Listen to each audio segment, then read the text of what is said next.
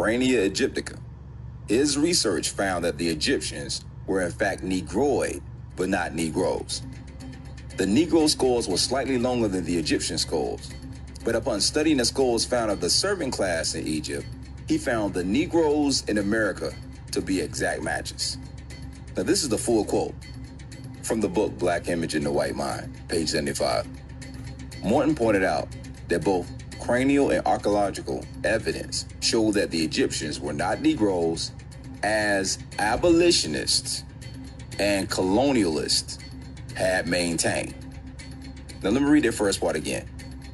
Morton pointed out that both cranial and archaeological evidence showed that the Egyptians were not Negroes, as abolitionists and colonialists had maintained.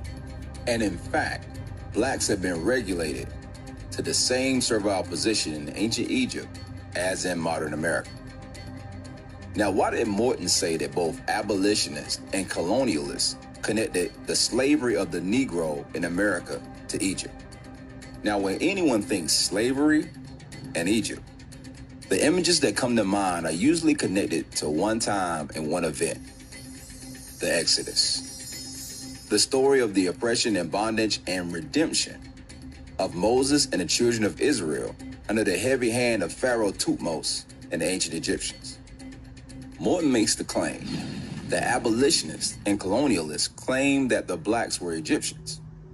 Yet his studies of skeletal remains, mummy heads, and tomb inscriptions, proved by Egyptologist George R. Giddin, prove that blacks in America had a connection to Egypt, but were not Egyptians, but rather slaves and servants in ancient Egypt. The interesting thing is, there's no writings from abolitionists or colonialists connecting blacks in America to Egyptian descent. But there are endless writers, historians, abolitionists, and slaves alike who connected blacks in America with the Hebrew people. For instance, Harriet Tubman is the most widely recognized symbol of the Underground Railroad. When she escaped on September 17, 1849, Tubman said freedom felt empty unless she could share it with people she loved. So she resolved to go back and rescue friends and family. Harriet was nicknamed Moses by abolitionist William Lloyd Garrison. The name was used as an analogy to the biblical story of Moses, who attempted to lead the Hebrews to the promised land and freedom from slavery. The very connection Morton cites in his quote. And then there's others, like James W. Hagee, professor of history at the College of Charleston. In this article, Muslims, slaves, abducted Moors, African Jews, misnamed Turks, and Asiatic Greek ladies, some examples of non-European religious and ethnic diversity in South Carolina. Whew. Man, say that 10 times fast. Anyway, here's the quote. In 1786, two men appeared in Charleston, dressed in the Moorish habit, and aroused a great deal of suspicion by their strange ways. Therefore, an officer of the law began to try to question them. The Moors, he found, did not know English and resented the suspicious lawman. According to an officer, the men became impatient and vulgar, and as a result, the lawman gave one of the fellows a little bit of manual correction by the way of reforming his manners. By this time, a mob had gathered, and the authorities feared a riot might break out. Finally, they determined that the two were of the Jewish nation.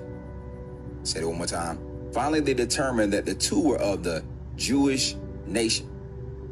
They took the two men to the home of a woman on East Bay Street who understood their language. She found that the two had sailed from Algeria to Virginia, where they had been arrested upon suspicion of them being Algerines.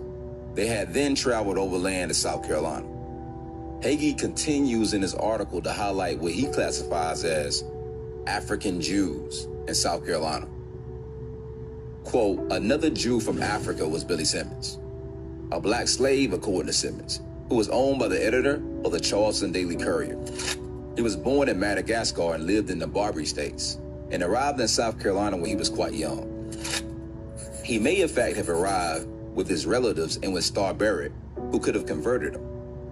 He, however, insisted that he belonged to a tribe of Israelites known as Rechabites, mentioned in Jeremiah 35. His Jewishness cannot be questioned because of two of the Hazanim, or cantors, of the congregation Bet Elohim in the 1830s wrote about him and attested to his devotion.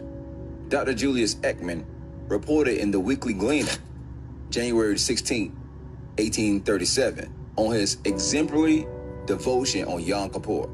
And Maurice Mayer described Simmons in an 1859 German magazine as the most observant of those who go to the synagogue. Furthermore, he was an accomplished scholar in Hebrew and Arabic. When he died, his obituary appeared on the front page of Daily Courier, December 12, 1859. Seeing that I'm a South Carolina native, when I first came across information of this ilk, it struck a particular chord with me. Growing up as a kid in SC, we would take that 3-hour trek from the upstate to the coast. Walking downtown Charleston through the streets of the slave market that's now a tourist attraction.